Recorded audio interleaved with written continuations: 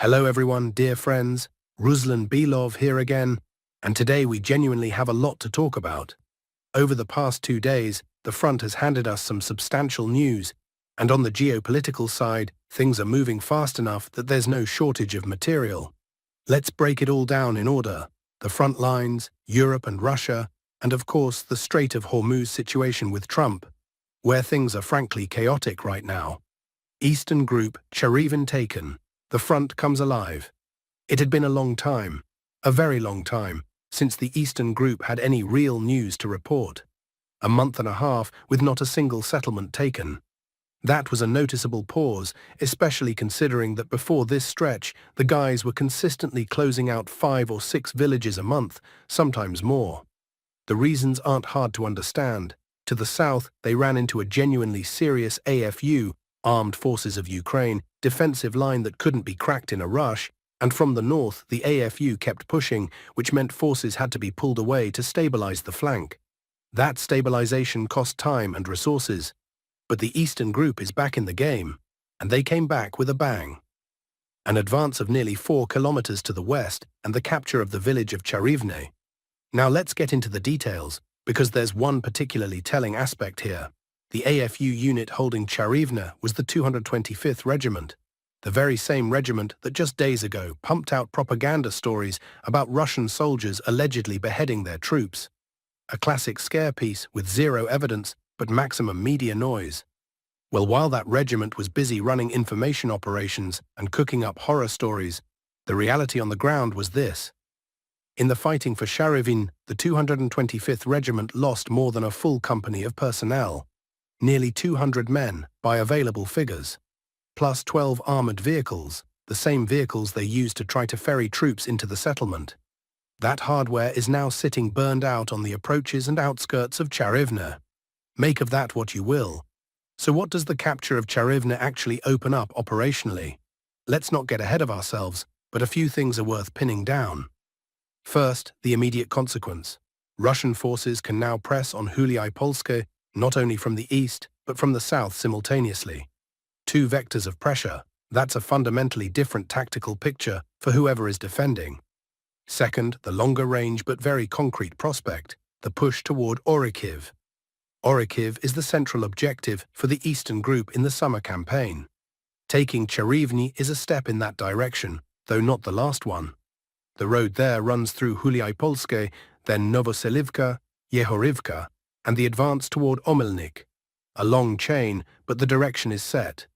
On top of that, cautious but fairly specific signals are coming in from both Verkhnya Tersa and Vozdvizhenka.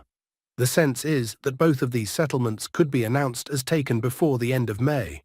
If that happens, the defensive line gets broken, and the front will start rolling westward at a very different pace. I don't want to jump ahead, but the indicators are readable enough. Rizdvianka, an active grey zone, a separate word on the Rizdvianka area. Russian forces are working it actively, FPV drones and artillery against AFU positions and temporary deployment points. There were earlier recordings of Russian troops engaging an AFU armored vehicle right inside Rizdvianka, and Ukrainian forces at one point advanced roughly 900 meters there.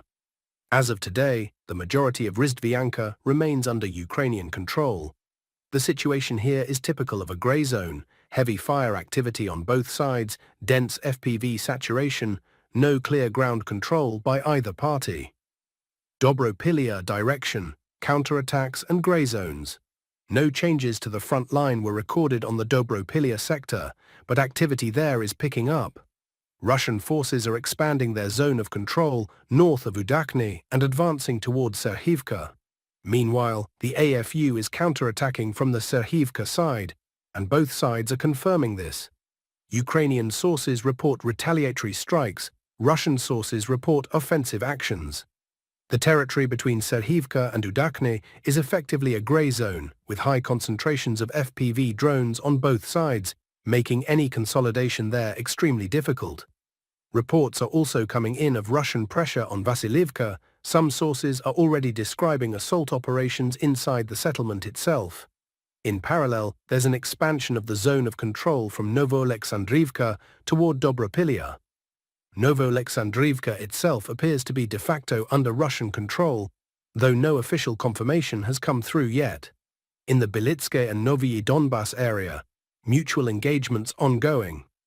One more item on this sector, the Ukrainian side officially acknowledged the loss of Rodinska. Full loss. That's worth noting clearly, since the settlement had been contested for a long time. The mines in the surrounding area, however, remain under AFU control. Russian forces have attempted to storm them on multiple occasions, and the AFU has launched counterattacks from those mines toward Rodinske just as many times. There's no information at this point indicating the mines have passed to Russian control. Kostiantynivka direction. Mykolaiivka confirmed. A brief follow-up on the topic we started 2 days ago, but couldn't close out at the time. The village of Mykolaiivka, located west of Chasiv Yar. At that point, there was only a claim of capture, no video confirmation. By midday yesterday, the footage arrived.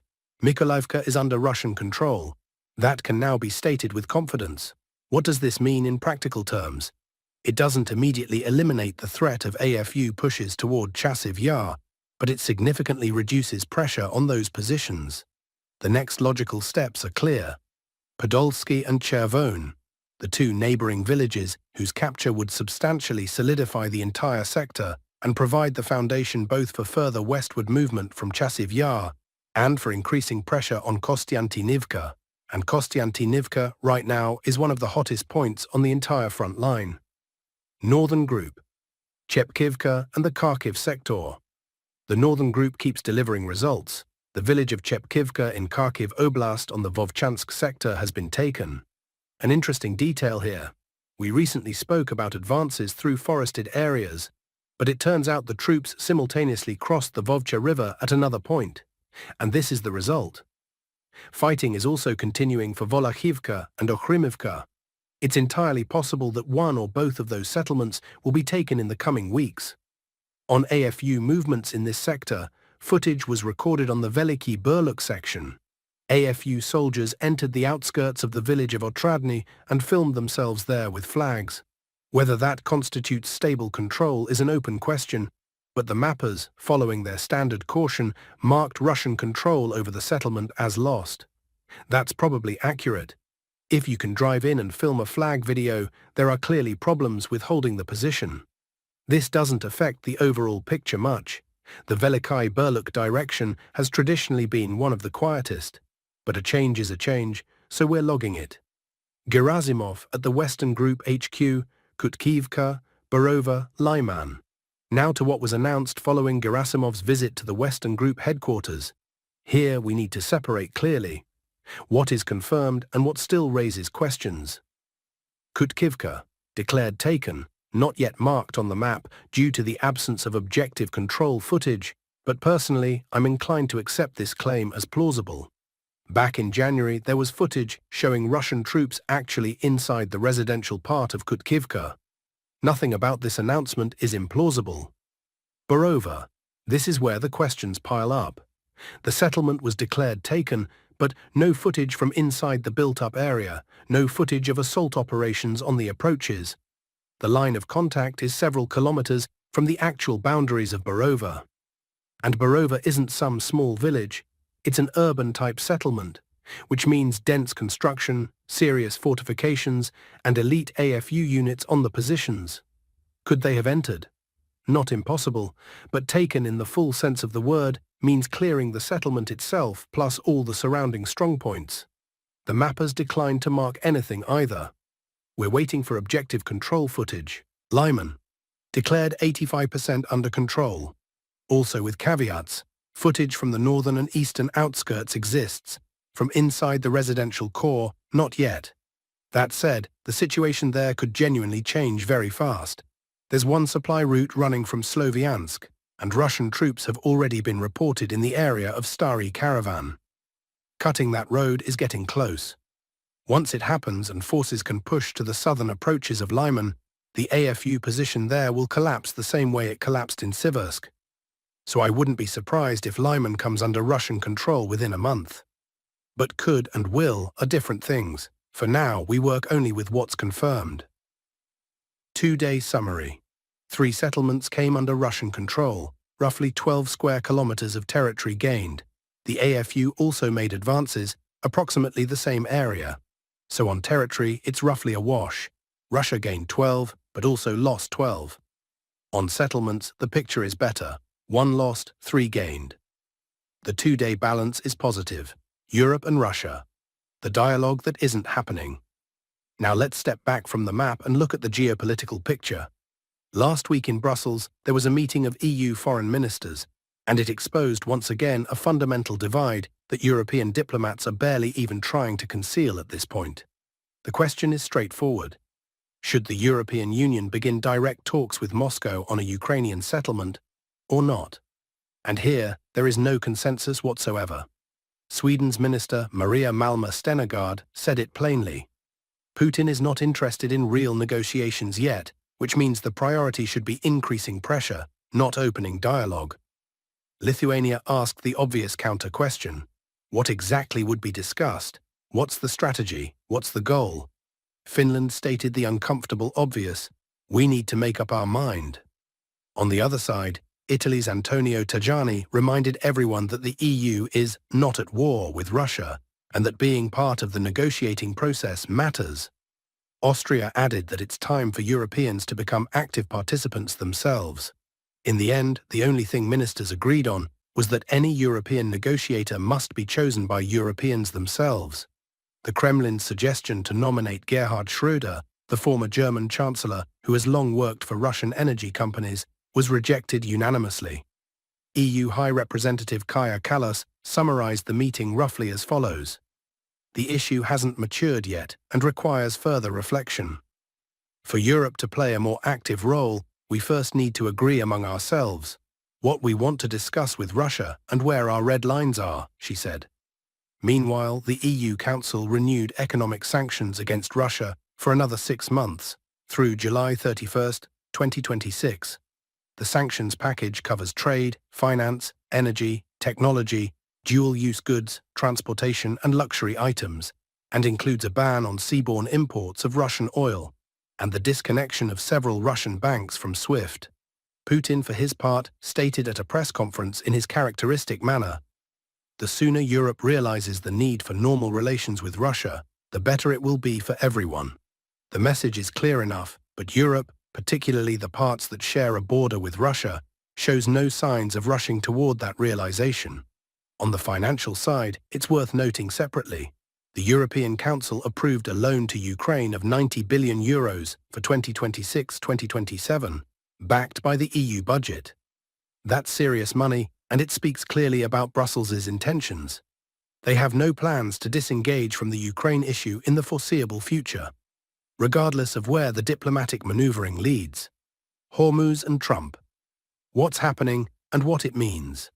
And finally, the situation the whole world is watching, even as the Ukrainian front absorbs so much of the available attention. The Strait of Hormuz. What's unfolding there right now is a genuine second front of global instability, with direct consequences for the world economy.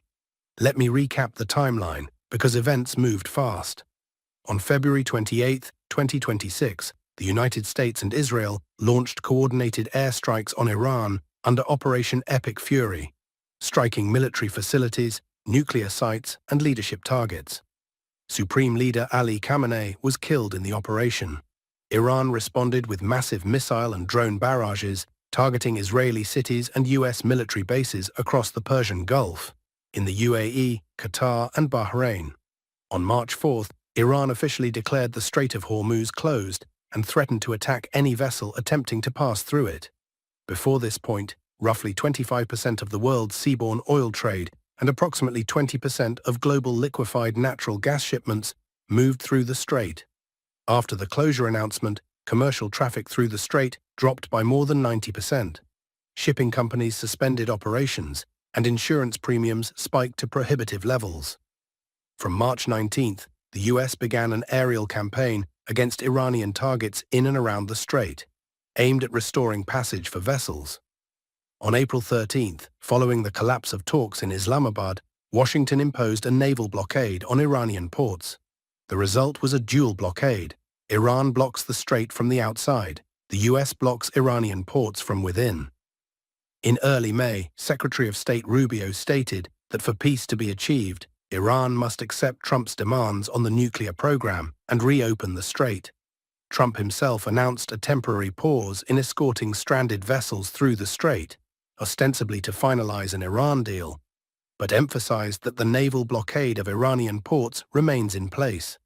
Iran offered to begin 30 days of negotiations on its nuclear program, a partial transfer of highly enriched uranium to a third country, and a gradual reopening of the strait in exchange for lifting the blockade. Trump called Tehran's response totally unacceptable. Oil was trading above $100 per barrel by this point. Analysts at major publications are divided. Ali Vaez, director of the Iran project at the International Crisis Group, put it with precision.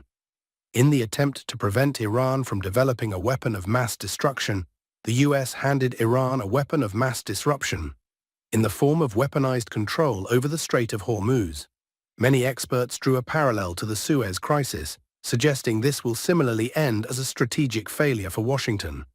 Tensions in the strait show no sign of easing. On May 15th, reports came in of another vessel seizure and a fresh escalation in the waterway.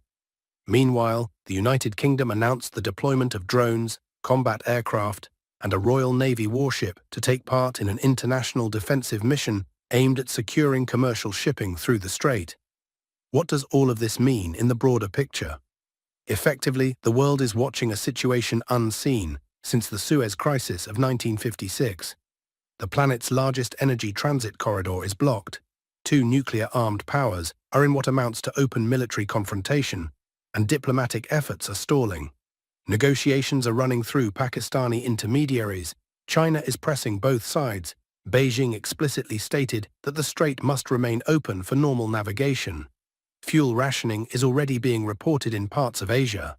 A global recession has gone from theoretical risk to something approaching reality. For those tracking the Ukrainian theater, it's important to understand. All of this directly affects how much attention, money, and political will Washington can put toward the European crisis. The Middle East is currently consuming a significant portion of American foreign policy resources. That's a factor being closely calculated in both Kiev and Brussels. That's all for today. 3 settlements taken, the Eastern Group back in action, open questions on Barova and Lyman, a divided Europe that can't agree with itself, and a burning Strait of Hormuz with Trump as the lead negotiator. The world is not short on drama. Stay with the channel, subscribe, hit the bell, leave a like. See you in the next episode.